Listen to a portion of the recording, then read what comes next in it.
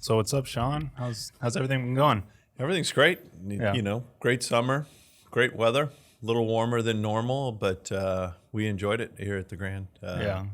It's good for the golf course. Yeah, it was pretty hot last week. I mean, it was like mid 80s, even 90. Now it's cooled down a lot, so Yeah, it's nice.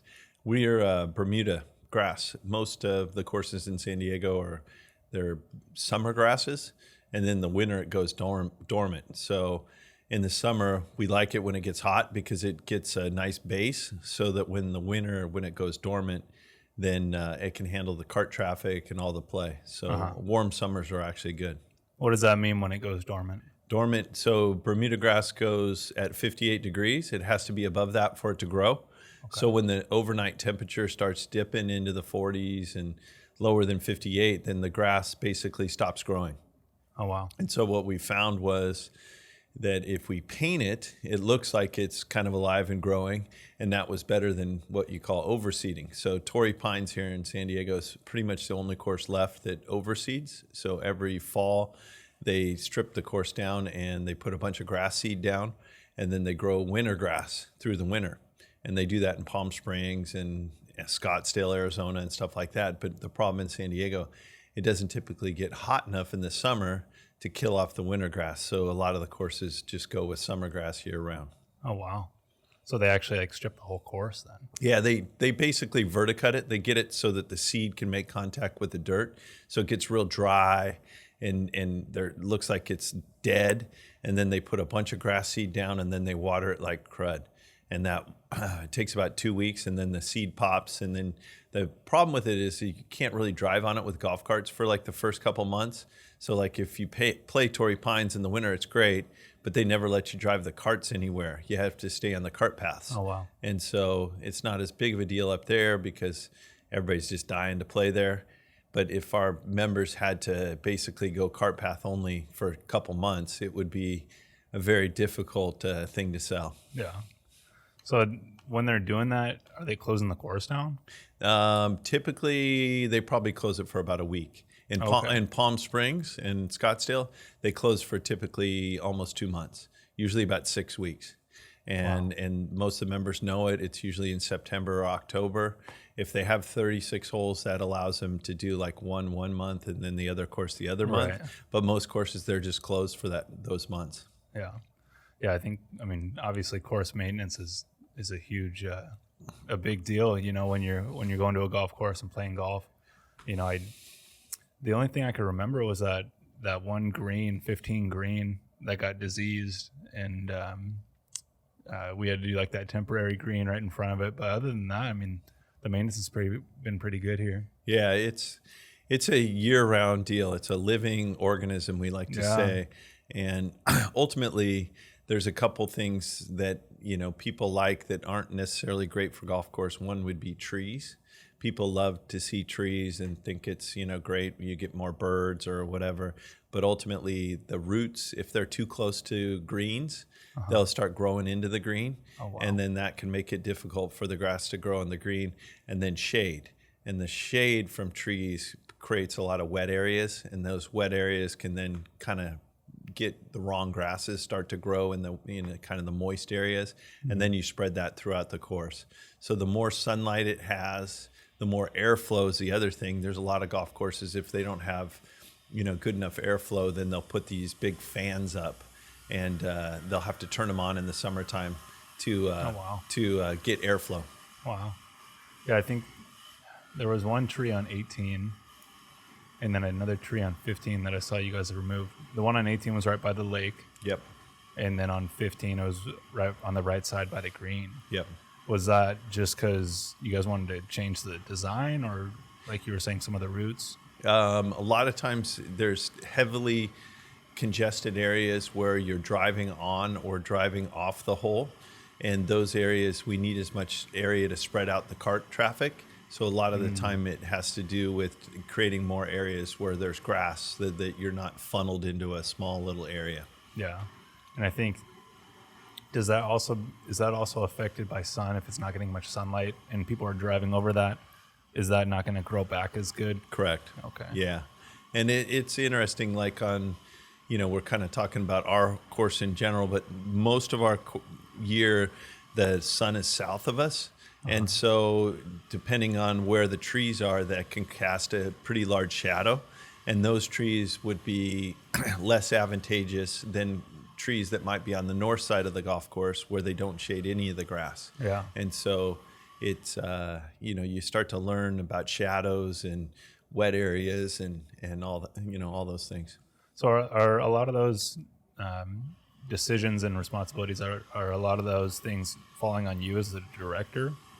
So they do, because ultimately, I'm going to be accountable to, the course conditions and stuff, but the superintendent and I work together. But our course was designed by Tom Fazio. And Tom Fazio, in his heyday back in the late 90s when he was building golf courses, he would typically have about 20 golf courses being built at any one time. Wow. And so he had what you call senior architects, and those senior architects are assigned to a particular property. And our senior architect was a gentleman named Dennis Wise, who lives in Scottsdale, Arizona, and we consult with him every couple years. And so he comes out and spends a couple days with us, and we drive around and we talk about, okay, we're having trouble here, we're thinking about doing this. And then he looks at it, gives his opinion, and then he writes a report. And that report we use kind of like a guideline map of what we're going to do over the next couple of years. Uh-huh. And so I guess it's kind of like a lifetime project then for it is. I guess Tom, but more so as super. Yeah, the thing that I learned the last time he was here is, when they first build a golf course, they put in a lot of eucalyptus trees, and they put in a lot of a hedge called acacia. And the reason they do that is both of those grow very quickly. And what it does is when you first build a golf course, unless it was built in the woods somewhere, you want to give definition to the holes. So the quicker the bushes grow and the trees grow, the more it defines the golf hole. Oh. The problem is 20 years later, your acacia trees are 100 feet tall. And not only are they messy and they rob the course of water and do shade, they also are actually very dangerous, because eucalyptus, they can break at any time and fall on somebody. Oh, wow. And so you don't have, so it's like 20 years later, you got to go in and, get rid of what they put in, because what they put in was kind of a quick fix versus a long term. But at our golf course, there's a lot of pine trees that were put in. What everybody in San Diego struggled a little bit in pine trees has been some diseases over the last 10 years. Torrey pines actually had a beetle. And that's why if you go to Torrey Pines now versus 10 or 15 years ago, there's a lot less trees up at Torrey Pines. That's because they were infected by a beetle, and they had to cut a bunch of the trees out. Wow. Is that the tree that's on their logo? Yeah, wow. It's a Torrey Pines. It's it's either a 3-needle or a 5-needle. If you look at the leaf structure, it's like 5 pines or 3 needles. I can't remember. It's one of the two. I worked there for about 3 years. It's been 30 years though since I worked there, so I forgot. How did you get started in golf? So my mom played college golf, and so when I was born into kind of what I would call a golfing family. My grandfather took me golfing when I was a little kid at about 5 or 6 years old. And so we played golf every vacation. Just had a blast, going on, spring break or winter break playing golf. And when I got done with college, I played football and baseball in college at the University of Washington. When I was in high school, I actually caddied at a course called Sahali, which held a major championship up in the Seattle area. It was about 10, 15 miles from where I grew up. And when I got out of college, I wasn't exactly sure what I wanted to do. And I came down to San Diego with a couple of friends, and I got hired at Torrey Pines. And I started in outside services at Torrey Pines. Wow. Worked there for about 3 years, became the junior golf director, started teaching lessons. And then I was hired to go up to La Jolla Country Club. Okay. And I worked there for almost 10 years under a pro that had been there for almost 30 years, a gentleman named Pete Coe, who's kind of a legend in our area. And he was great. He had a bunch of his assistant pros go on to be head professionals at other golf courses. And so I was hired here 16 and a half years ago to be the director of golf.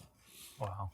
And what were you doing at La Jolla as junior director as well? No, I was the number 2 person in charge.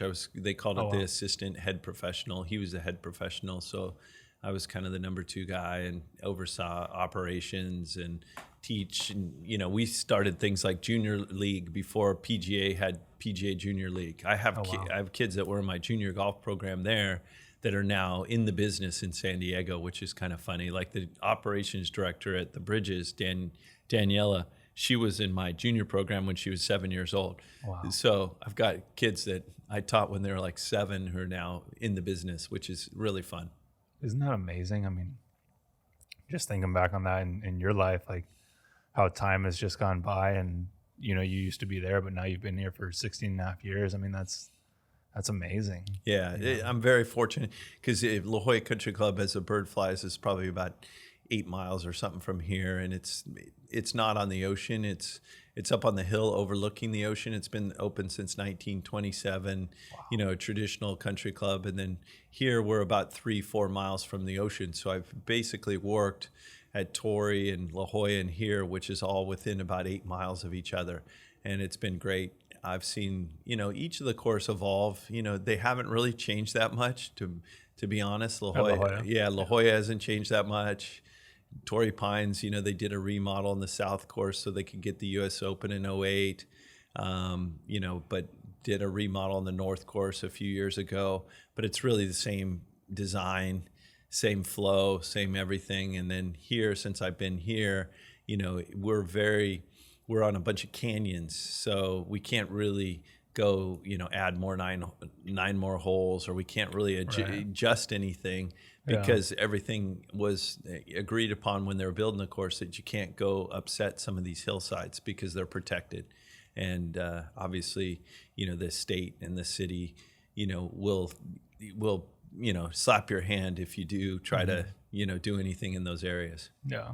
Is La Jolla 18? It is. Okay. It is. It's a little shorter course by industry standards. It's like 66-85, which nowadays most courses are about 7,200 yards. But it plays longer because it's got a grass called Kikuya, and the ball doesn't roll. Really? You carry it in the air, and the ball lands, and it rolls 1 yard. And so it plays much longer. And but the cool part is the clubhouse. It overlooks the ocean. It sits up about 100 feet above the town of La Jolla, and every course, every hole on the course, you can see the ocean from because it sits on the side of a hill. Right.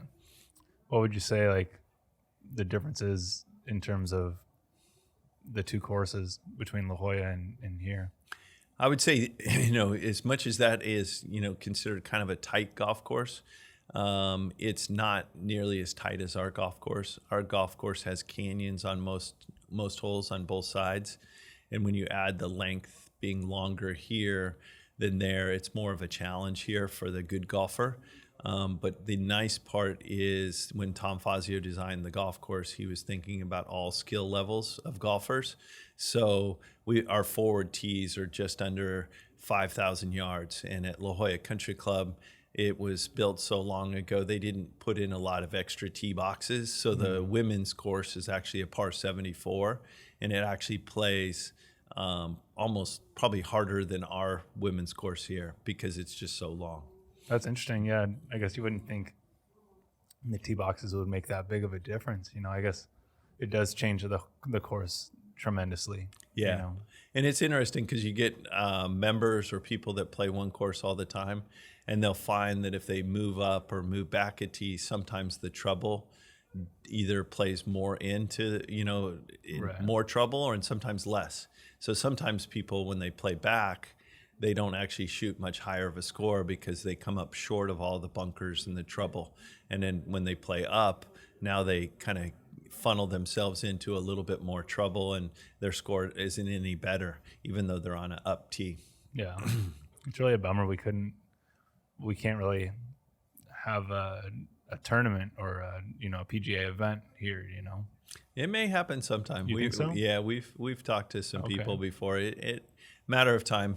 The PGA Tour is obviously locked into Torrey Pines, and as you're probably aware, the whole tour is kind of in a shakeup period right now with Live Golf, and I'm hoping that Torrey Pines will end up being one of the premier events. They're going to basically, the PGA Tour is going to put more money into about 12 events. They announced like 6 of them already, and Torrey wasn't one of them. But they're going to announce probably in the next 60 days what the other 6 are, and hopefully Torrey will be one of them, because if they aren't, you might not get as good a field as they have in the past. But obviously it has a rich tradition with Tiger Woods there, even though he's getting to a point where he might not be playing, every year, Torrey Pines is kind of cemented as one of the premier tournaments on tour. Yeah, I mean, and just being Torrey Pines, just being on the water like that, it's obviously great weather, beautiful scenery as well, Yeah, So it's, I mean, when you've got those gliders and paragliders going up over the golf course when they're putting it on TV, I don't think there's another event in the world like it. With that Black's Beach below it and the air that comes up off the cliff and those guys hovering around above the golf course. It's pretty spectacular. Yeah, I think just based on what I know, I feel like it'd be really difficult to have a tournament here just because there's lack of parking and maybe isn't not as much of like a walkway for people on certain holes. Yeah. Can you speak on that at all? Well, what we've explored in the past is kind of a limited field event where, when you look at some of those type of events, they actually let the fans walk in the fairways and follow the people. If you didn't have 120 people, if you had 16 or 8 or 24 players and it was a limited field event, you might be able to allow them to kind of follow the players. They do that at like the Walker Cup and some of those events. Like every day? Yeah. So it's even a better fan experience. Oh, yeah. And the other thing that most people don't realize, as long as you didn't have 50,000 people out there, because our golf course is kind of like a U-shaped where you have the rough is elevated, you'd have good viewing over the fans in front of you to watch the people playing. The problem at Torrey Pines is if you're 4 or 5 deep behind people and the course is so flat, you can't see over the people in front of you. Yeah. And so I would actually argue, as long as there's not too many people, we'd have a really good, viewing spot to watch a lot of holes. Yeah, I think that'd be a really cool thing. Like you said, it'd have to be more of a limited group of people that would be able to come out. I think you guys did like a year or two ago. You guys did like a little, follow along of, I think it was like John Rahm and a few other guys. I think it was exclusively for the members. Yep. So, I mean, how many people was that? Like 50 guys following them? So what we did is a fundraiser for the employees here right after we shut down for COVID. Okay. And so it was basically a fundraiser. And so we had about 50. They played 54 holes. That was actually probably one of the funnest days of my career, to watch Xander and Rahm and Charlie Hoffman and Emiliano Grillo. And then actually Christy Kerr showed up for a couple rounds as well. And we followed them in carts, and everybody paid like a VIP price to follow one of the 18 holes. And so, people got to interact with them. I moved a couple of the tee boxes up so that they could try to drive the green on like number 5. And they were kind of gambling, but not really gambling. But it was a lot of fun. And believe it or not, John Rahm in 54 holes, I think he had 25 birdies. Wow. Yeah. I mean, how cool is that experience for you? I mean, you're getting like the all access, VIP, and, every time these guys come out, how cool is that for you? Well, it's really interesting as a sports like nut. My whole life I've been a sports nut, and I think about the fact that I played football and basketball and baseball when I was in high school, and baseball being one of my favorite games. I mean, I would not even fathom getting to go like take batting practice near Cal Ripken or Ken Griffey Jr. or somebody like that. And the fact that you could be at a driving range and watch John Rahm or Xander, who are top 10 players in the world, warm up and watch them play, inside the ropes, it's unheard of in other sports. You go to a Dodger game and you watch the Dodgers, but you're, 100 yards away from the players. There's no interaction. You don't get to talk to them. And I think that's truly what makes golf so great, is because, everybody that gets to a high level of golf has come through, junior golf, and they're probably, been around a lot of adults when they were kids, and they're very respectful, and they just, it's the whole, kind of, golf is one of those games where everybody's just, excited to be out there, be around other people, and they don't really judge other people, because golf, you can go out and play golf with, you could be a scratch golfer, or you could be an 18 handicap, and if you're really a true golfer, you'll play with anybody. Yeah. And so I think they're a little more thankful of the fans than some sports, and they're just, they're excited to be out there, playing golf. Yeah, that's another cool thing, is that, they can be any age too. Yeah. It's not that it's not an athletic sport, but it's just, it's more of a mentality and, knowledge of the game, because I go and play with guys that, may not hit it very far, but, they'll use a 5-iron in a certain situation and hit it a certain way and roll it up to the green that way, versus if I were to try and hit a 9-iron from there and, try and land it directly on the green. It's just, there's a lot of things like that I think give people an edge. Yeah.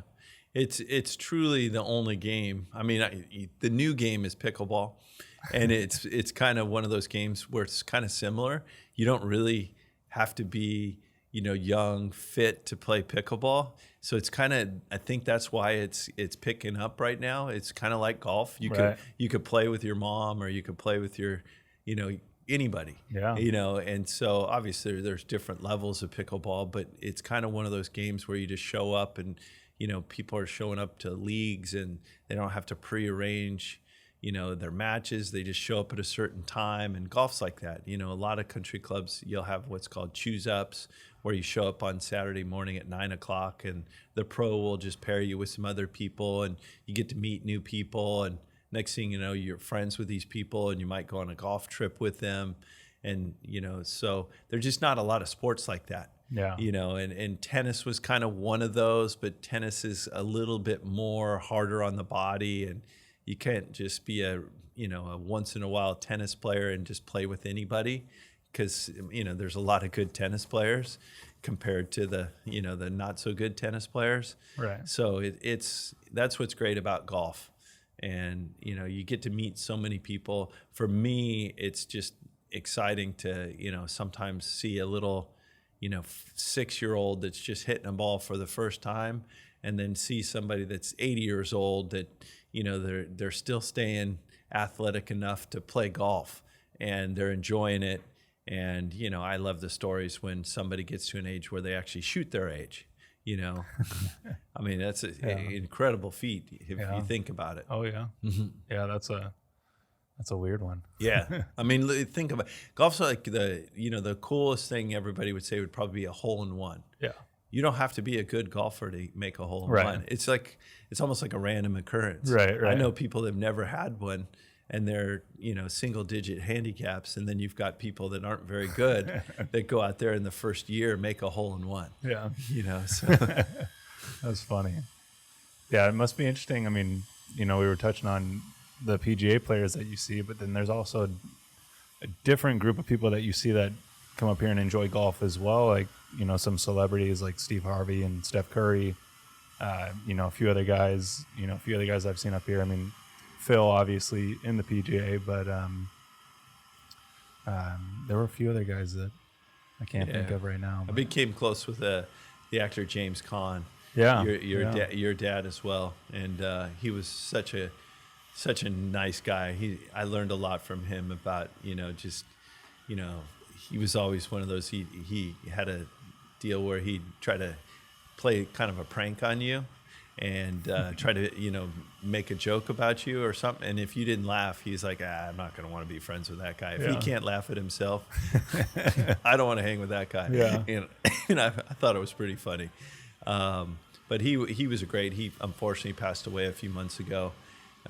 His health got, the best of him. He was funny. he used to do rodeo and ride motorcycles and do all this stuff, and he just beat the heck out of his body. And he loved golf, but at the end he had so many back surgeries and shoulder surgeries, and I mean, he was like every other month he had some surgery because he was just like a broken down, horse or something like that. He was a great guy. Yeah, great guy. I remember playing a few years ago with him, playing a few holes with him and my dad, and such a nice guy. And I mean, geez, such a character. Yeah. I mean, he had over 100 movies. That's amazing. Can you imagine? Like, if you did like 5 movies, you'd think you'd arrived. I mean, he did over like 120 movies or something like that. Yeah. And the funniest was when you go out with him, he's from, The Godfather is kind of like his premier one. But, I loved Misery. And he always talked about the one he did with, I'm trying to think of her name. But he did this one movie he always thought was his best.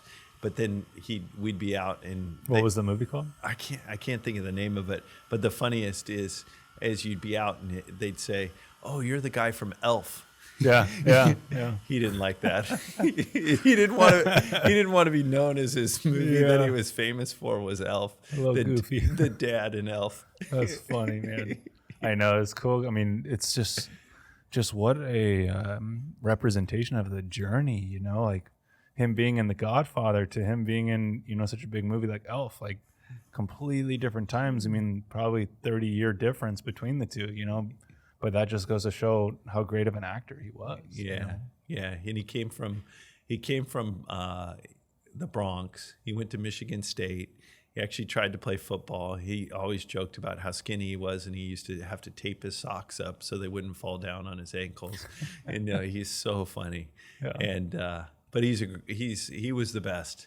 But these people, they all come together because of golf. Golf is like the puzzle that you can never solve.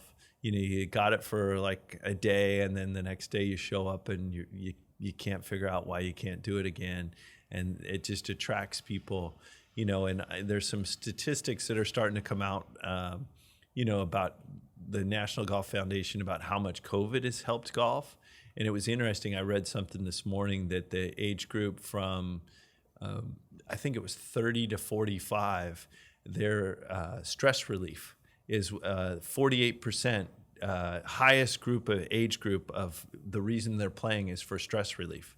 Wow. They're using golf, and that's what I've always said. You go out to a golf course, it's the most beautiful property that you're ever going to go to. Look at Torrey Pines, look at Pebble Beach. It's not a housing development. It's just, it's in a preserve. It's beautiful. You go around this golf course. It's the number one thing people say when they get off the course. I listen to them from my office, is they all talk about how beautiful it was. Yeah.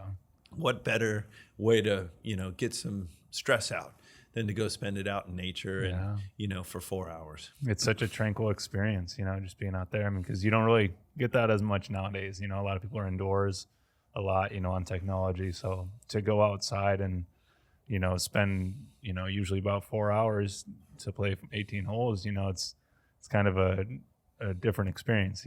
Yeah, it's great. It's evolving too. Some people are playing music in their carts, and it's getting less and less like formal. People are starting to have more fun, so to speak. But you'll go to some courses that's a little bit more traditional. But ideally for me, I get a blend. I like to go on trips with people, and I like to play a couple times a year at a course with a caddy, walking a golf course. Cell phones might even be banned in the clubhouse where you can't even use your phone. But that's if I had to do that every single round of golf, I think you wouldn't get the full gamut. Because you wouldn't get to hang out with everybody, because not everybody gets to go to a place like Augusta or Pine Valley or LA Country Club or something like that, where you're required to take a caddy, when you play golf. But it really is one of the best experiences when you do walk the game, versus riding a cart. It even brings you more to that whole nature thing and that experience. And to interact with a caddy for 4 hours where he's trying to help you pick what club to play. And by the third or fourth hole, he's either, walking to the tee with your 3-wood or driver because he already knows what club you should be hitting off the tee. Yeah.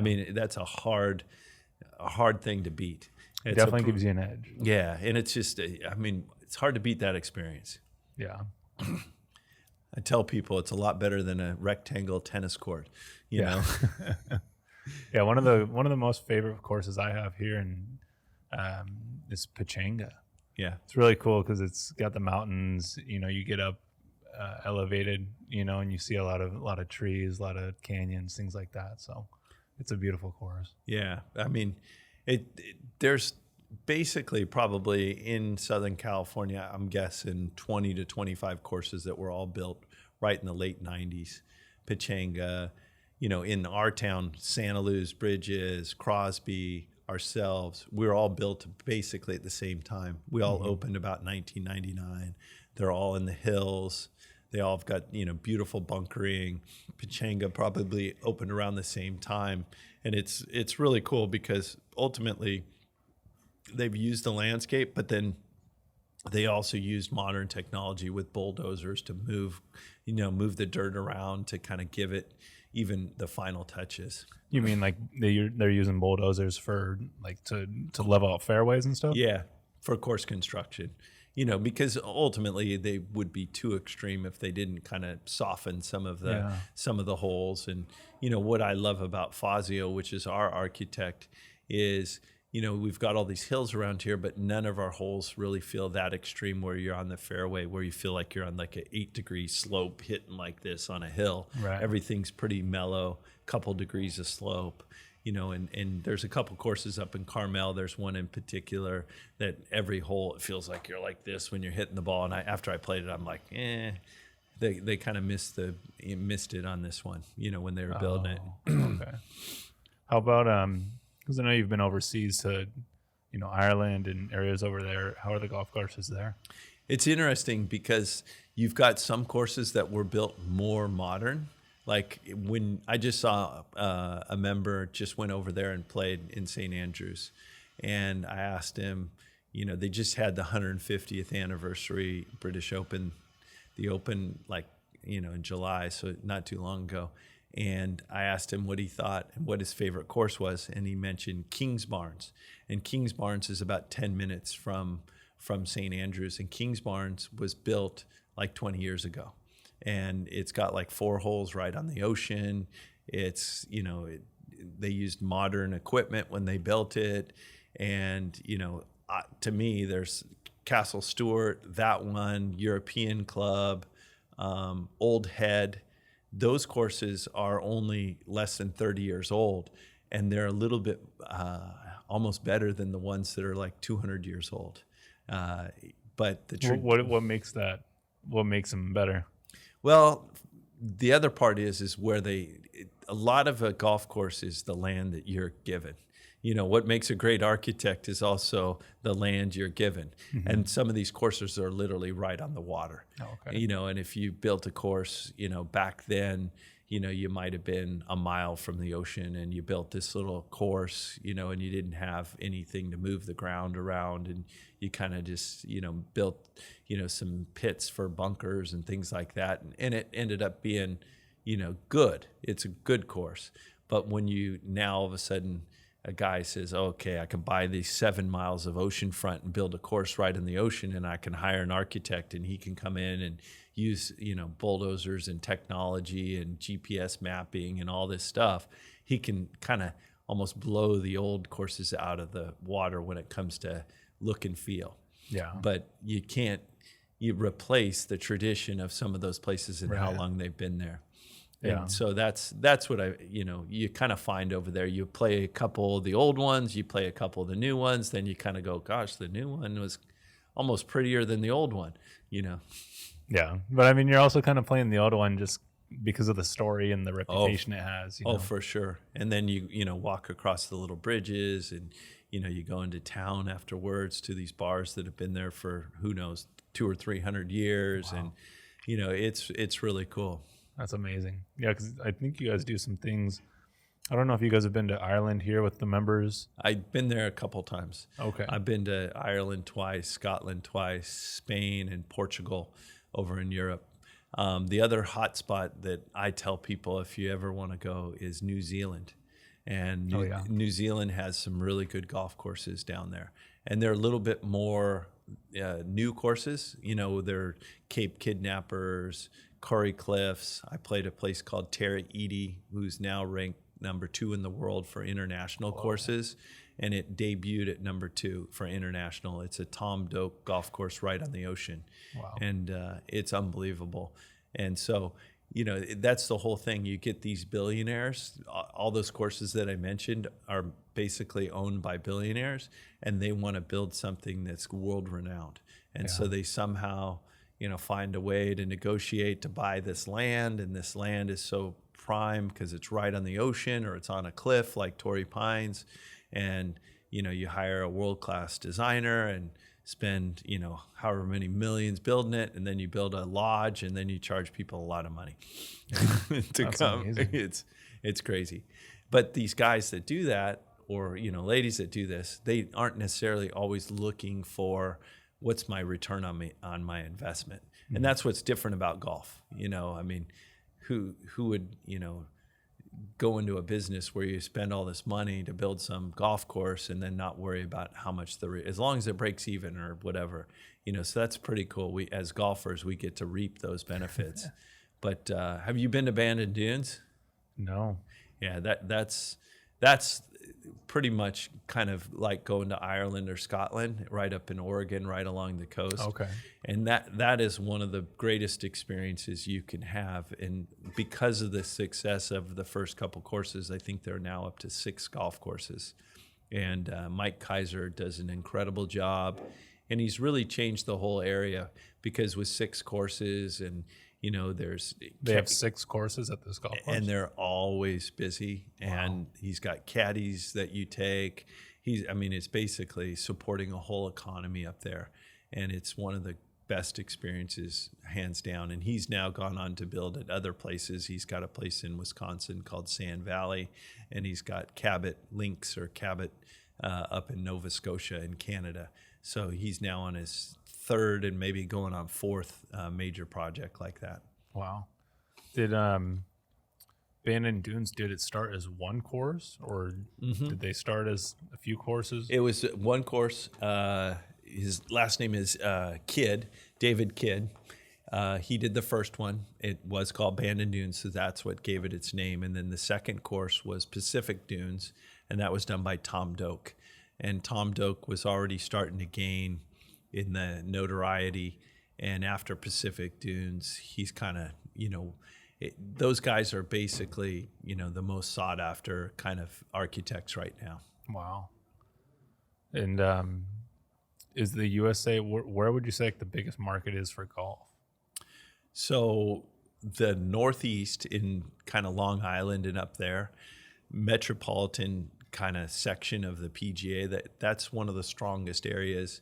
But when you look at Wisconsin, Chicago, and some of these areas, when it becomes summertime, the per capita, how many people play golf, it's crazy. It's off the charts how many people play golf in those parts of the world. But obviously Florida is very popular, Scottsdale, and then Southern California. And really, if you look at kind of the hotbeds of where the best talent comes from, there's a lot in the Southeast that comes out that make the PGA Tour, and a lot in Southern California.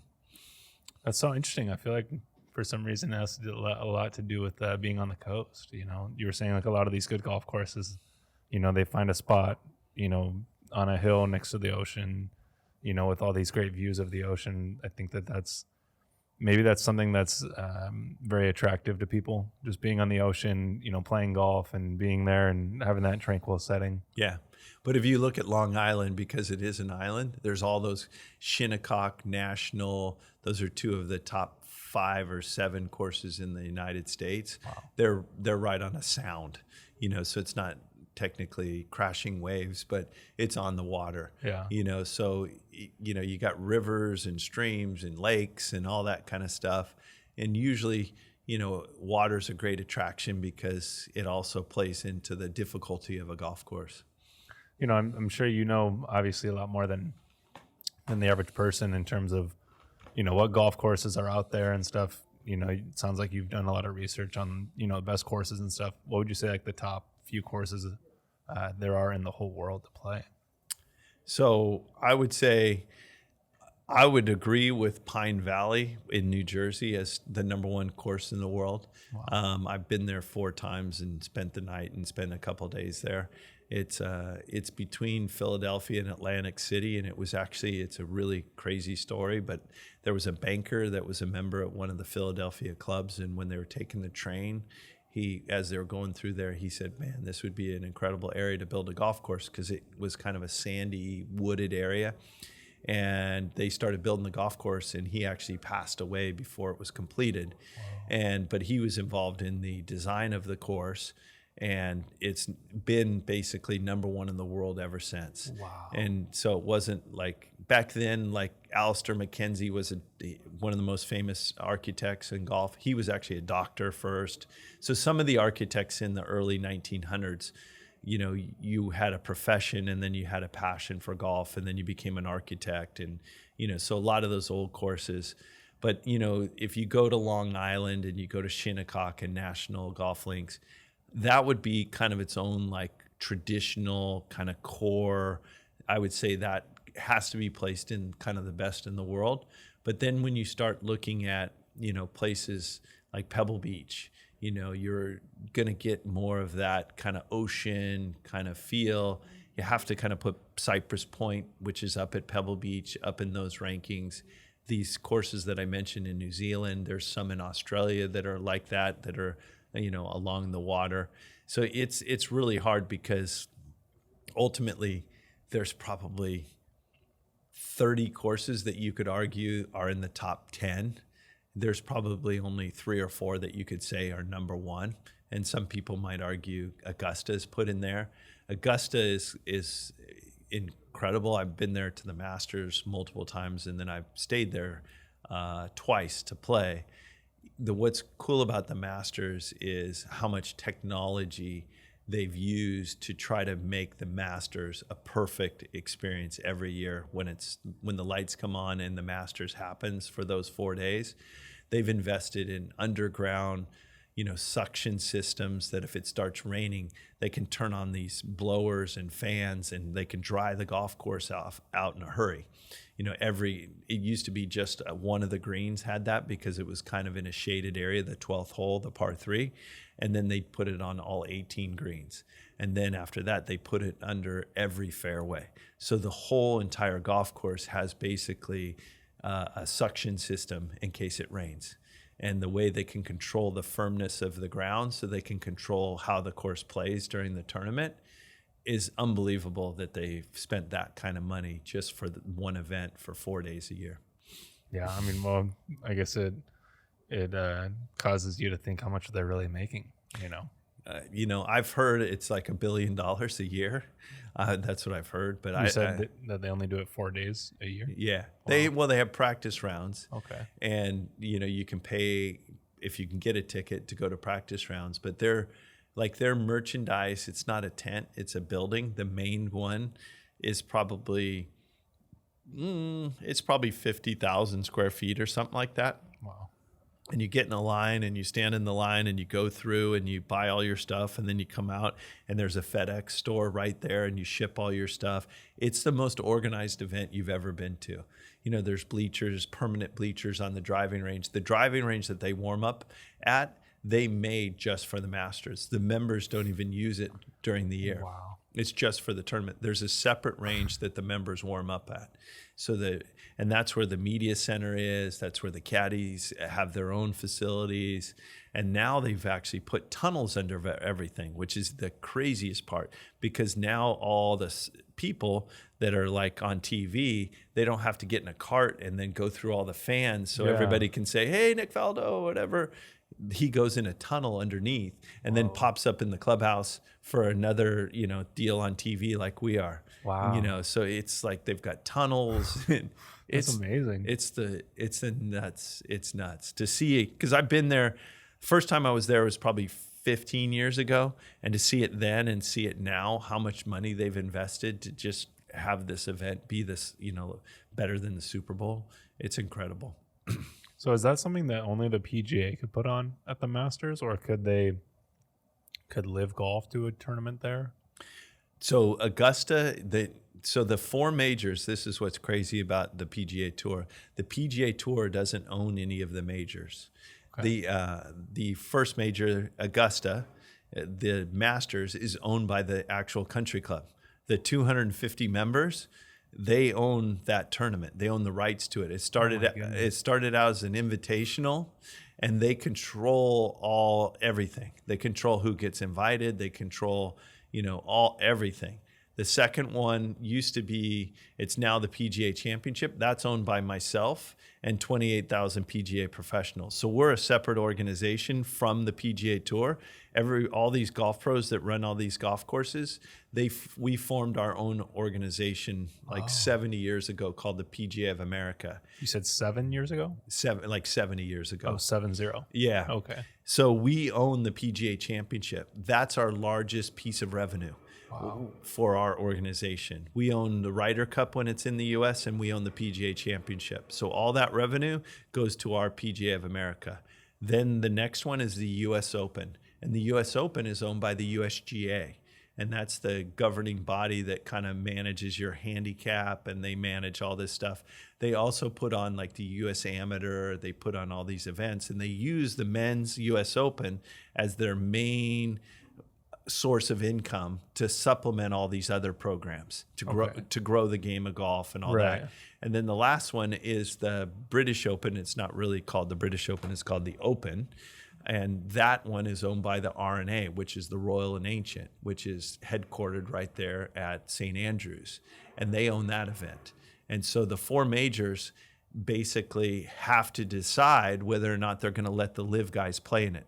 And the PGA Tour obviously doesn't want to let the live guys play because they're mad at him because they all broke away. But ultimately, it's going to be up to those four majors to decide, do we want to let Phil Mickelson play in the Masters? Do we want to let him play in the U.S. Open? And certain guys like Phil Mickelson, because they recently won a major championship, even if their world ranking dips, they are exempt for like 5 to 10 years to play in those events. And like Cameron Smith, he just won the Open, and then he defected 2 weeks later and went to live. Is he going to play in the British Open next year? We don't know yet. So we'll find out. Okay, so just so I understand, so like the Masters, you were saying they basically put on their own tournament with PGA Tour players. Correct. Okay. So they invite them. And so one of the criteria is you have to be invited. One of the criteria, if you're not a past winner, if you make the Tour Championship, which is the top 30 players the year before, that gets you in.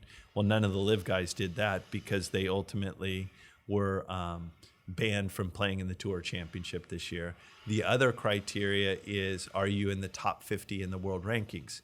And that cutoff is January 1st. Well, all the guys that have been playing live have not been getting world ranking points. So their world ranking points are dropping. But if they're still within the top 50, they're supposed to be invited to the Masters. And then there's exemptions, like if you win the Players Championship or the British or the US Open or, the PGA Championship, those exempt you in as well. And so a lot of this is going to go down in probably, the next few months. I don't think they're going to wait till the last minute, but ultimately there's probably going to be some more litigation, and stuff like that. And we'll see what happens. I think they're going to have to let him play in the majors. I don't think they're going to let him play on the PGA Tour again unless live completely, goes away and it disbands and it becomes not a product anymore. Then the PGA Tour will say, okay, you guys can come back in a year or something like that. But if live keeps going, I think they've got a good enough case to keep them from playing PGA Tour. But they shouldn't ban these guys from playing in the majors. Yeah. As Padraig Harrington said it about a week ago, we want to see the best players in the world play in the majors. Do we not want to see Dustin Johnson in a major? Yeah. Everybody wants to see him, because he's one of the best players in the world. So I'm not following it too closely. So based on what I know and how I see it, I feel like we're kind of seeing like a monopoly being broken up in the PGA with the Live Golf brand, becoming And, I mean, why are all these guys moving over from the PGA? Well, I think, one of the biggest motivators is money, right? Yep. And why is Liv paying them so much money? Maybe because that's what they're worth and that's what they're willing to give away. So there was a CNBC video one of our members sent me today that I watched about half of it. If you look at the big picture, okay, the big picture is the California Angels, Los Angeles Angels are going to go for sale here, and they're saying that they're going to the baseball team. Yeah. Okay. So somebody is going to bid and probably pay about $2 billion to own the Angels. If the Denver Broncos, I think they were just for sale. I think they're going for like $3.5 billion if you want to buy the Broncos. Okay. So Liv is basically investing $2 billion. And instead of having one team in an organization, they're actually starting their own league. And if you look in the grand scheme of sports, for $2 billion in any other sport, that got you one team. They're getting a whole league. And so some would argue that's actually a pretty good deal to actually start your own. So you're saying that they're spending $2 billion on paying the players. Correct, to start a brand new league. And now, how much are they going to bleed every year? With not many fans, they don't have a TV contract. They might bleed $1 billion a year for the first couple of years. But there's a new concept that's never been done before in golf, and that's the team part. And there's 12 teams. And what they did is they offered guys like Phil Mickelson and Dustin Johnson, they're the captains of their team. And their team, they own 25% of it. And that's what we've heard. And so they're going to start selling these teams, and the team might be a Microsoft team, or it might be a, whatever brand. It's some billionaire could own a golf team, and on his team, it could be an Australian team with Cameron Smith and so and so and so and so. And so they're going to recoup some of their money back because ultimately it's going to be kind of like F1. And that's how they see it. They see it more kind of like, 12 teams, not necessarily all these individuals. These individuals are playing for individual money, but ultimately we've got these 12 teams, and Shawn's going to be he's going to be a fan of Phil's team, and that's the team I'm rooting for, and that's my team, and that's what they're trying to create, kind of like European soccer or something like that. So that's their spinoff. What they found is a lot of this is my personal opinion, is they've basically found that a lot of the traditional golf fans aren't a big fan of it. Because it's coming, Saudi backed. You're breaking up a product. You should be, proud to play the PGA Tour. Why are you leaving us? What they found is a lot of the younger fans have gravitated towards the events. And so if you go to an event, they have live music. They have basically they have concerts after every day, and it's like a party. Wow. And so like yesterday I was watching it on YouTube. As Phil Mickelson's hitting his shot, they have microphones on him while he's hitting shots. Normally it would be dead quiet, and all you would hear is the sound of the shot. You could hear the music playing. And they have speakers all over the golf course. Wow. And so they're basically kind of pivoting. I don't know if this was 100% their plan, but they're pivoting to they're the fun brand of golf. For the guy that wants to play his music in his golf cart and wants to go out and have fun, that's what they're playing up to. And that's what the pros on their press conferences are talking about. We're attracting a new fan. We're bringing the game into the future. We've got these young people that are super excited about golf, and they're doing a good job. I mean, there's fans in the crowd, and ultimately, I've read a lot of the articles written by the traditional golf writers, and some of the golf writers, just to not be, hey, this is garbage, this shouldn't happen, negative attitude. Some of them have gone and said, hey, I had to go to an event and be a fan and write about it. And most of the articles that have been written have been about what a great time it was. And I'm very surprised how great it is, and it's been positive. It hasn't been like, this isn't golf. This doesn't feel like golf. None of that, I believe, has been portrayed by the golf writers that have actually gone and watched it. Yeah, I feel like it's just evolution, though. I mean, it definitely sounds like it's making it more entertaining. I haven't watched one personally, but just based on what you're saying, it sounds like it's getting a little bit more entertaining. If I could hear, you said Phil had like a microphone on him. Did they have one like clipped on his shirt the whole time he played, or? No, they're just up close enough. Okay. And there's definitely some F-bombs. Oh, yeah. They're not muting. It's on YouTube right now. I saw a comment online. They might have gotten a TV deal internationally. It's not in the U.S. They're trying to get a TV contract. They're going to. I mean, with that talent there. You would think so. The problem is the PGA Tour is putting a lot of pressure on all the people to kind of, don't support this, don't do this. And that's what's going to make it hard for them to get on one of the major stations. We'll see. I think they'll get on TV. Eventually, I think some of the players will kind of say, hey, we got to play nice together. And, maybe we have events where both tours can play together. But it's definitely the PGA Tour is countered by having, next season they're going to have bigger purse events that are going to be more premier events. And for the golf fan, we're winning because those premier PGA Tour events, the best players in the world have said we'll show up to those events. And so when you watch Riviera next year, the best players on the PGA Tour are going to be there because it's part of their oath that they basically said, if we're going to raise these purses, you all need to show up for these 12 main events. And the PGA Tour, I know a couple of the guys that are involved in all this that are the tour pros. The PGA Tour had people come and meet with them, and one of them was like a presenter that said, okay, here's all the tour events. The best players in the world only showed up for like this % of the events. Wow. Most of the time, the best players in the world never played in the same event. Like Torrey Pines. Yeah. Torrey Pines didn't have Rory McIlroy. Torrey Pines didn't have some of the best players. It did have Tiger Woods and it did have this person, but it didn't have 90% of the best players all there because they skipped that week because they'd rather play another week.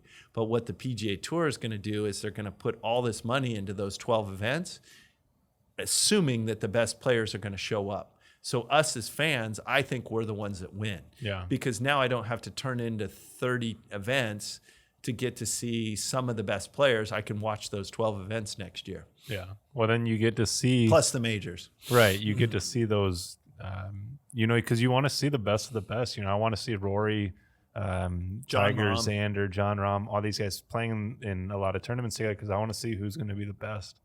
If there's maybe John Rahm and a lot of guys that, aren't as good, how much do you want to watch it if he's not going up against that top tier competition? Yeah, exactly.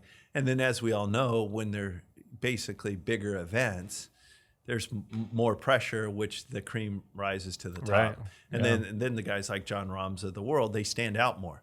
But see, John Rahm, when he plays in a B plus PGA Tour event, he may not be as fired up. Mm-hmm. And the other guy that does win it, he doesn't really have much pressure on him because it's just a B plus event. Yeah. But if it was an A event, he'd be feeling the nerves and John would stand out. Yeah. Yeah, it's interesting. I mean, what's happening with the PGA and with LIV, I don't know. I get, not wanting to break up the past and such heritage with, the history of the PGA, but at the same time, we are moving into a different time, and with the PGA having the older guys, at the same time, there's also a shift that's happening because their business model isn't going to last if they just stick to the old guys. Yeah. Because it's a different time. Yeah. It's unfortunate that they couldn't have maybe worked something out ahead and said, okay, LIV, you want to put in all this money, maybe you'll do these 6 premier events and we'll call them LIV events, but then we'll still keep the PGA Tour guys on the PGA Tour. But they didn't want to work together. Both are kind of pointing fingers at each other. I think eventually, maybe in a few years, they might work together, but it's going to be tough because ultimately the signing bonus money that the Phil Mickelsons and the Dustin Johnsons got in 2 or 3 years, if John Rahm goes to play on the Live, he's not going to get 150 million for showing up like those guys did. So why not? Because they joined early. Yeah, so they're not going to keep giving out that type of money to come play if they join together. Now, if John Rahm today wanted to go play Live, they'd probably still pay him 150 million to make the jump over. For like what? Like a signing bonus? Or yeah, that's how it worked. Yeah, their signing bonuses for the top players were in the 100 to 150 million. Signing bonus. Yes. That means right away. Yeah. Wow. Yeah, you better be living. That's unheard of. Not in California. Oh man, because you be paying a lot of taxes. That's crazy. Oh my goodness. Yeah. So, well, I mean, it'll be interesting to see what. I was thinking that maybe with this happening, with the PGA seeing that Lives, using different ideas of entertaining, music, microphones, things like that. I think, maybe the PGA, the heads might be talking, hey, maybe we should start to incorporate, some music, or I don't know. I feel like it's hard because it's going to go against everything that they know of. Yeah. Well, there's already some of the stuff that Liv did that they're, mainly the thing so far is just the bigger purses, smaller fields. Right. That's kind of being copied already by the PGA Tour in next year's model.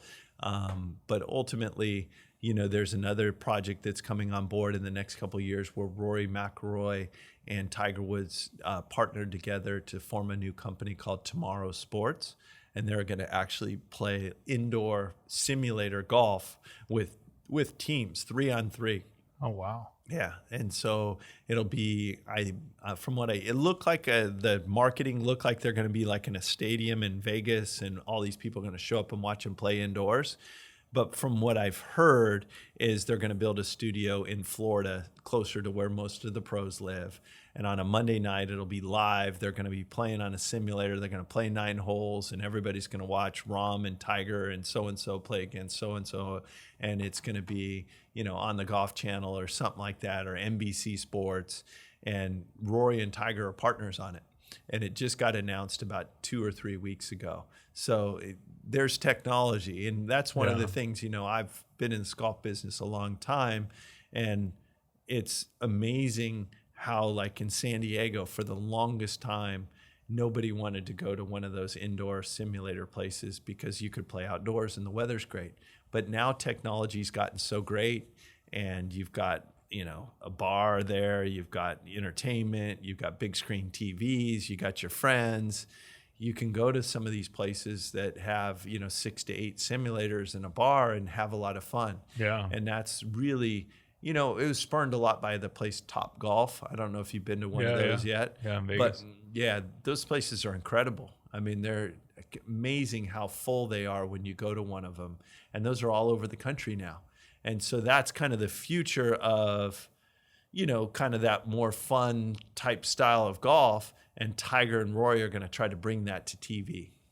I think that'd be cool too, because in a sense, it'd kind of be like you're watching them hang out, because I'm assuming they're going to have cameras on them as well as the play going on in the simulator.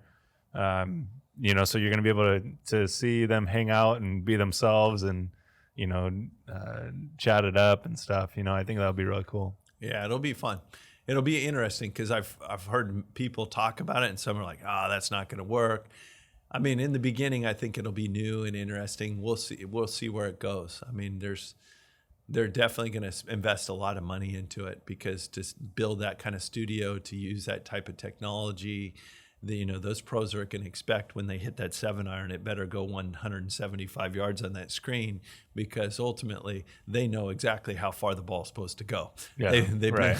These guys, it's pretty accurate though, right? That's what's so great about these places. And that's one of the reasons, that was kind of my point I didn't make earlier, is in the past, we'd be like, this isn't very accurate.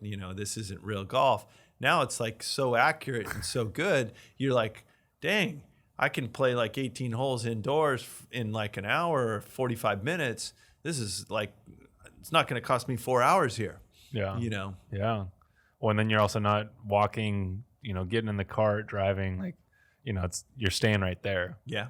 I used one of those. I don't know what it was called, but it was like a TrackMan or something. It was a smaller one. The guys that were working on it there, they were testing it out. They were telling me it was only like 2,000-3,000 or something. But I was just hitting with that, and it was telling me exactly how far it was and the spin and everything. I think, if that is to work with what they're doing, like you said, it's going to have to be accurate and exactly, how they would be on the course. Yeah. I mean, that monitor you were using was called Full Swing Golf. The CEO of that company is actually a member here at the Grand. Okay. And that technology uses radar technology, and it's literally tracking the ball from the minute you hit it until it lands. Wow. And it's unbelievable. But if you think about it, you can have a self-driving car right now. Yeah. I mean, think about that 15 or 20 years ago. Would you get in a car and let the car drive you? Not a chance. Not a chance. So for those radar engineers, it's not as hard as you think to track a golf ball. Okay.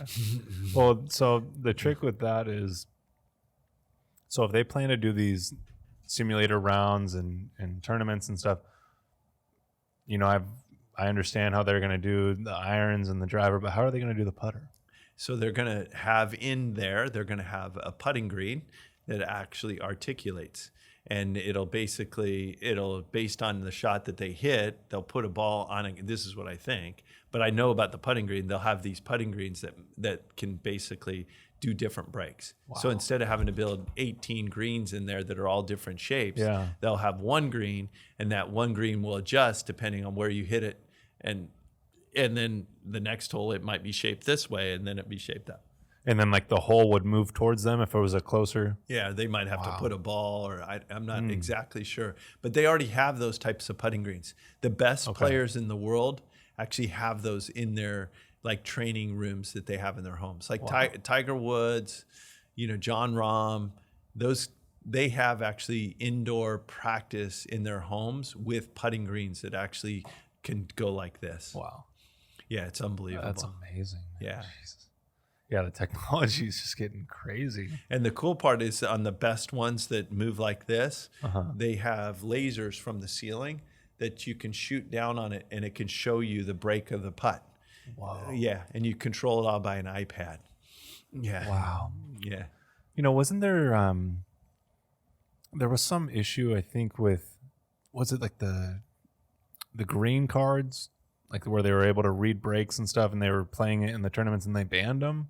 So they banned the detail that you could have in them, because the problem they were having is ultimately, number one, was pace of play. The guys they were spending too much time standing, looking at a book, spending way too much time. In the old days, you didn't have a book. You'd stand there, you'd look at it from a couple different directions. You go, okay, it's going to break a little bit like this. They would stand there and look at these books, and then they'd pace off how far they were. They might do some math if you were Bryson DeChambeau. Okay. And they had all these little arrows and numbers and all that. And what they had to do is take out some of the detail. So they can still write notes in there, but it can't be at a certain detail level. And that's basically the best putters in the world all wanted it to be that way, because they felt like the people that were basically, they didn't even have to read the green. They just looked at a book, and the book told them what to do. And now you didn't have the art and the skill of having, it'd be like a baseball player always just hitting off a tee versus having to hit a curveball. Right? It's a lot harder to hit a curveball than if it's on a tee every day. Yeah. And so the books were basically teeing it up where all you had to do is just hit it, and it told you where to aim. And that was kind of probably about 2 years ago. There's one guy I actually know, Alex Cheka, nicest guy in the world. I think he's been disqualified twice because his book, after they looked at it and said, no, this wasn't legal. You played a round of golf and this was too detailed, and he got disqualified twice. Because he wrote things in there, or? He might have used an old book. Okay. And the old book didn't pass the new standards. That's most likely what happened. I know Alex, he wouldn't cheat. He's not that type of guy. And but he's, I think, the only guy so far that's been kind of caught with a book that wasn't by the new standards. Okay. Yeah, I feel like with these simulators, I feel like these guys, okay, you're going to go play Tory. The pro's going to go home and play Torrey on their simulator, hundreds of times before they get to the course.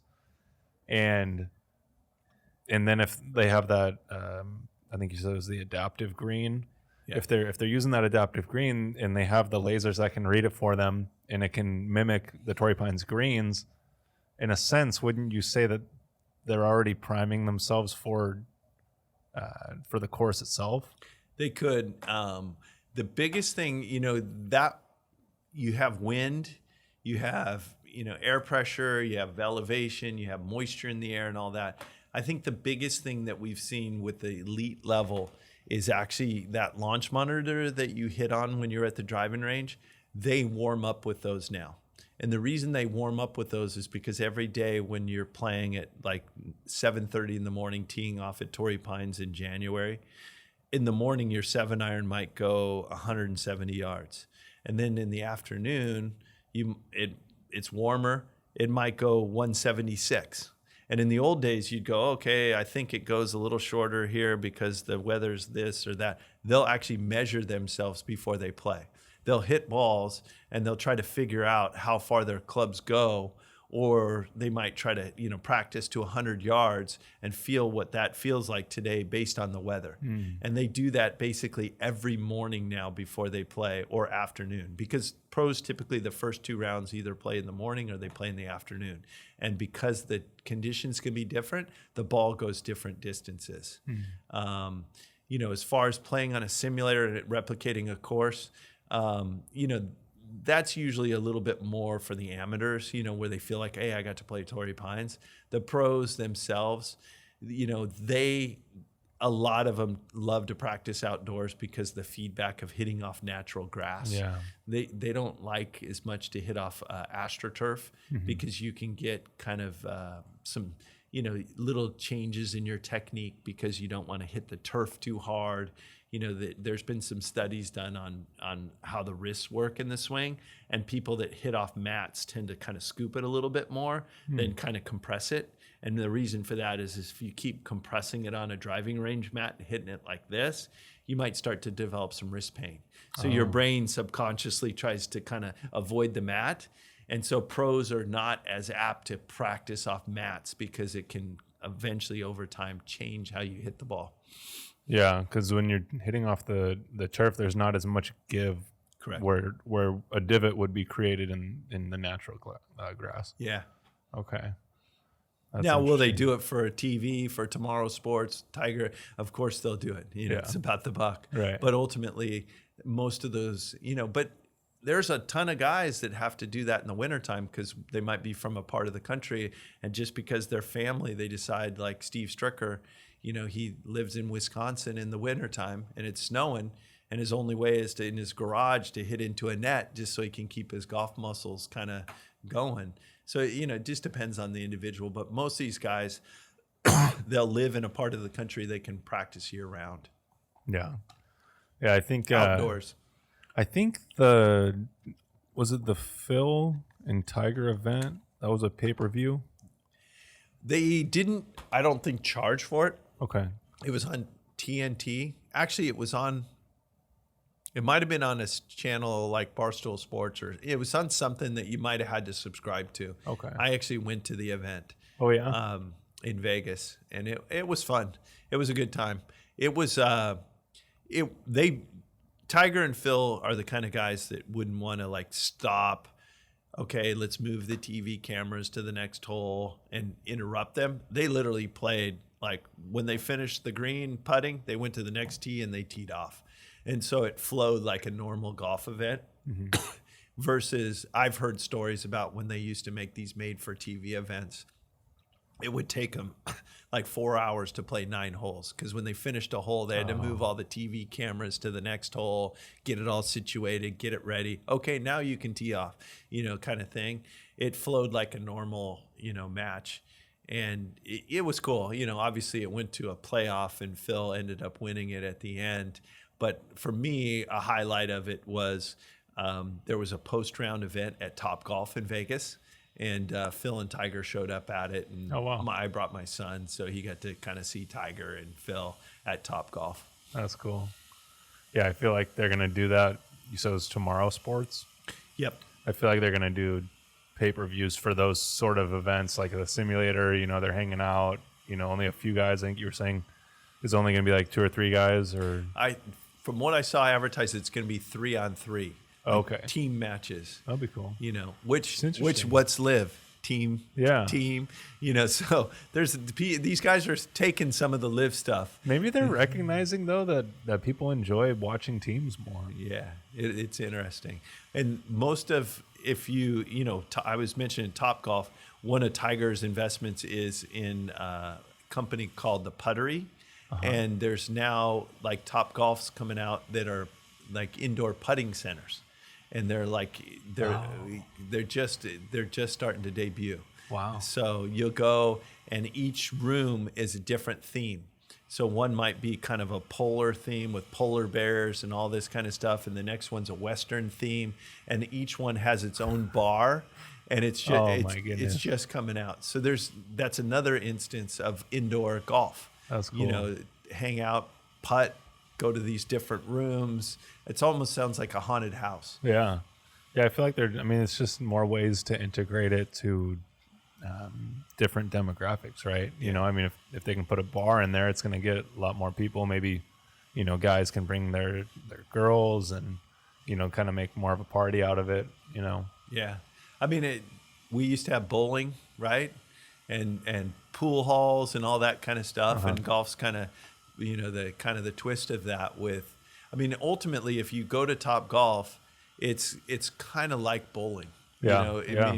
It's got all the targets. You hit a ball. If you're not a very good golfer, it might roll into one of the targets. You get points on a screen. Yeah. It feels kind of like you're at a bowling alley. It's kind of like the same setup, right? You have like the mat, and then you have like some chairs that your party can sit on, and the next one goes up to the mat and comes back, sits down. Yeah, that's fun. Yeah, it's a good time. Yeah, I think Top Golf's cool because I think that they make it pretty easy for everyone. They put clubs that are easier to hit. The balls aren't as hard. Yeah, it's fun. I've seen people that never played golf go there, enjoy themselves, because ultimately, you're gonna hit the ball, even if you swing and miss a couple times. Yeah. And it's likely to maybe go in one of the targets, and you get a few points, and then the person that's good at golf can kind of, still be kind of the standout. Oh my gosh, look at your swing, it's so good, and they still feel good about themselves. Yeah. And everybody has a good time. Yeah. Well, what do you see? Do you see yourself watching more of the PGA or more of the live golf? I personally am watching both. Okay. I sure hope that live gets a TV contract. Now, that doesn't mean I haven't watched it. Yesterday I watched it. It was on YouTube. Cameron Smith won. Dustin Johnson came in second. So those are fun players to watch. Yeah. Dustin won the last event.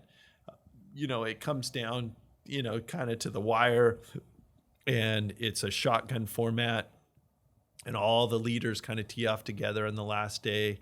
And so the best players are still playing together. That was one of the complaints, that, you could be, kind of leading the tournament, and some other guy who's on a completely different shotgun hole kind of leaps the field and wins the tournament, and doesn't have the same drama as like a normal PGA Tour event. But ultimately, the nice part is, because it's a shotgun, it really only takes 4 hours for the whole TV coverage, and you don't get stuck kind of having to watch, like 6-8 hours of TV to watch a golf event, which is a long day. Yeah, I guess there's pros and cons to it. It's definitely better as the viewer, for sure. Because, and then it also comes down to the wire more in the shotgun scenario, because if you're watching on, the standard format, everyone has a tee time, you're kind of watching like the guys who are in the lead tee off last. So then you're kind of calculating like, okay, this guy's going to need to birdie these few holes before he finishes, because this guy's on 14. Yep. And it's like you're kind of seeing it play out as it happens. So I think that's kind of tough. Yeah, no, I agree with you. So it's a lot more exciting when there's a shotgun format and it's like coming down to the wire. Yeah, I like the leaderboard. It looks like F1 on the left. It tells you how many holes they have to play, and it shows you what order. And really, when you see the order, There's nobody that's got more holes to play where they can leapfrog everybody. Right. You know, so I think they've done a pretty good job so far.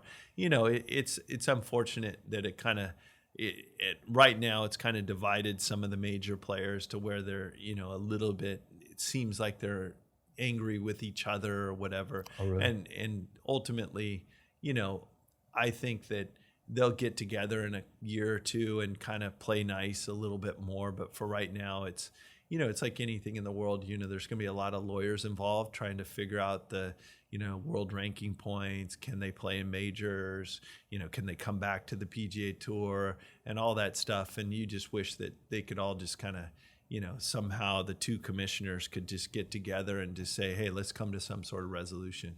Yeah. Yeah, I think so you're saying that the players in the PGA are upset with the people that are moving over? Yeah.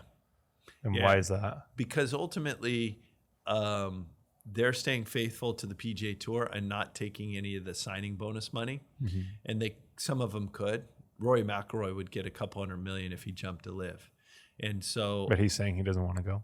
He wants to stay and try to go after, you know, more majors. And there's so many factors. Like Rory McIlroy is probably already worth a couple $100 million, so he doesn't need the money, you know. Yeah.